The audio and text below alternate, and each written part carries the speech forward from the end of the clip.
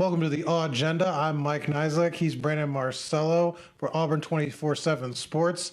Preseason camp is over. Brandon, what's the biggest surprise from the last 3 weeks? You know, there weren't a lot of surprises, but I would say the good surprise for Auburn is that Prince Tega has ended up being what appears to be the starter at left tackle. His emergence has certainly allowed Auburn to play with different lineups along that front end in the trenches. It's allowed Braden Smith to move to right guard, and you might ask, how's that affect him? Braden Smith wasn't left tackle. Well, because Prince Tega has done so well at left tackle, it's allowed Darius James, last year's starter at left tackle, to move to right tackle, where Braden Smith was the starter, and he gets to move inside to a better position for him at right guard, and it strengthens that entire offensive line. So I think the emergence of Prince Tega, who's yet to start a game, but looks like he's going to be the starter throughout the entire season at left tackle, was the biggest surprise, even though maybe it wasn't a huge surprise, but it's one that's really going to prove fruitful, I think, this season. And, building on that a little bit, just, Braden Smith, kind of the other part of that, they talked Spence Spring using him at right tackle and talking him up, and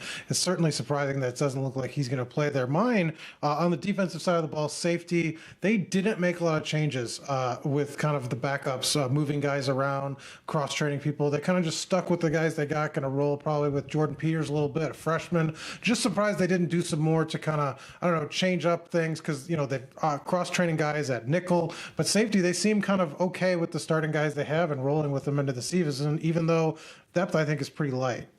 Yeah, I mean, Greg Brown, is the secondary coach, has not been too concerned about safety depth. Yeah. And then every time we talk to a defensive coach or even the head coach, it doesn't sound like they're moving guys around. They just figure, hey, we have a lot of people playing nickel and cornerback. We can move some guys over if we need to because they've been cross-training, and we'll be fine. We'll do that when we have to. Bonus round rankings. AP came out this week. Auburn number 12. Too high, too low, just right. Just right, as Goldilocks said.